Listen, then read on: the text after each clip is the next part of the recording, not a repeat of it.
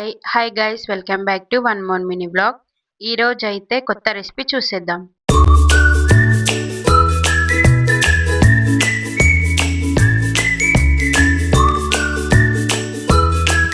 ఈరోజు రెసిపీ వచ్చేసి పెసరపప్పుతో చట్నీ అనమాట. పెసరపప్పు చట్నీ.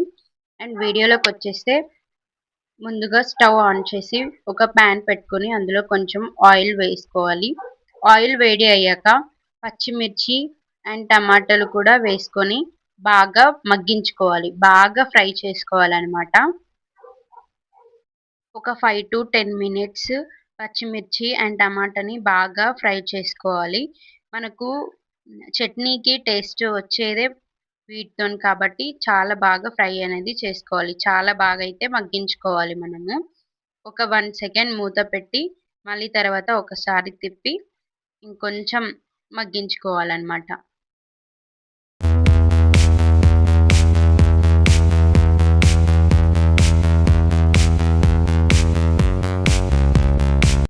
ఇప్పుడు ఇలా మగ్గిన తర్వాత దీంట్లోకి ఒకసారి గరిట తిప్పి ఇందులో మనము వెల్లుల్లిపాయలు అండ్ చింతపండు కూడా యాడ్ చేసుకోవాలి. ఇవి కూడా బాగా ఫ్రై చేసుకోవాలి మనం.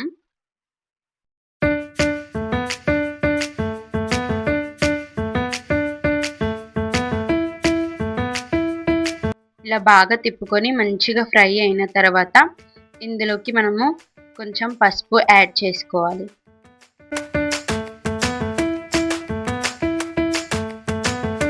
పసుపు వేసుకున్న తర్వాత బాగా ఫ్రై చేయాలి. బాగా ఫ్రై చేసిన తర్వాత ఒక 2 minutes మూత పెట్టి ఉంచాలి.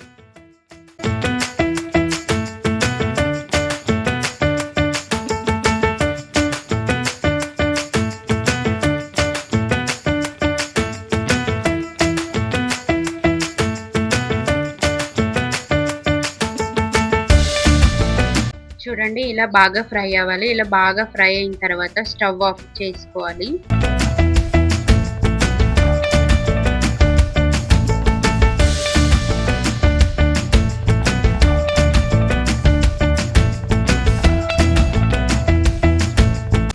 నేనైతే మిక్సీలో చట్నీ అనేది చేస్తున్నాను.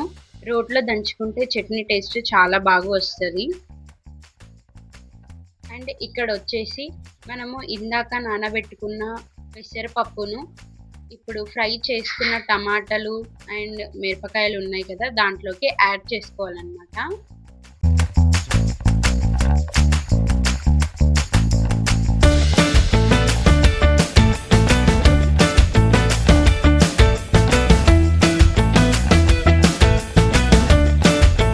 ఇలా యాడ్ చేసుకున్న తర్వాత ఇందులోకి మనము కారం పొడిని కూడా యాడ్ చేసుకోవాలి. అండ్ మనకు టేస్ట్కి తగ్గట్టుగా ఉప్పును కూడా వేసుకోవాలి మనము.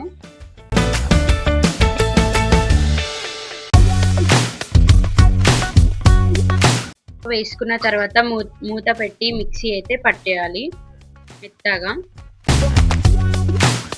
మిక్సీలో చాలా మెత్తగా చట్నీని అయితే గ్రైండ్ చేసుకోవాలన్నమాట. ఎంత మెత్తగా గ్రైండ్ చేసుకుంటే అంత టేస్ట్ వస్తుంది. మనము ఇందులో కచ్చపక్కగా కావాలనుకున్నా అలా కూడా చేసుకోవచ్చు, అండ్ మెత్తగా కావాలనుకున్నా మెత్తగా కూడా చేసుకోవచ్చు. చూడండి, నేను ఇక్కడ అంత మెత్తగా కాకుండా అంత కచ్చపక్కగా కాకుండా ఇలా చేసుకున్నాను అన్నమాట. చూడండి మిశ్రమం ఎంత బాగా వచ్చిందో. ఇప్పుడు దీన్ని తాలింపు వేసుకోవాలన్నమాట. ఇప్పుడు మనము ఫ్రై చేసుకున్న కడాయిలోనే ఆయిల్ వేసుకొని ఆవాలు, జీలకర్ర, కరివేపాకు, కొత్తిమీర కూడా వేసుకోవాలి. అండ్ ఇందులోనే స్పెషల్గా ఏంటంటే శనగపప్పు, పెసరపప్పు, మినపప్పు, తాలింపు గింజలు, ఇవి చాలా టేస్ట్ని ఇస్తాయి అన్నమాట. ఇవి వేసుకుంటే చాలా బాగా టేస్ట్ కూడా వస్తుంది.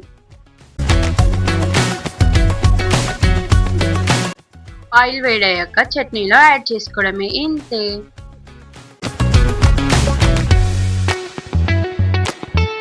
చూసేయండి, నోరూరించి పెసరపప్పు చట్నీ అయితే రెడీ అయిపోయింది. మీకు ఇంకా ఏం రెసిపీస్ కావాలో కామెంట్ చేయండి. సో ఇప్పుడైతే అందరినీ టేస్ట్ ఎలా ఉందో అడిగిద్దాం.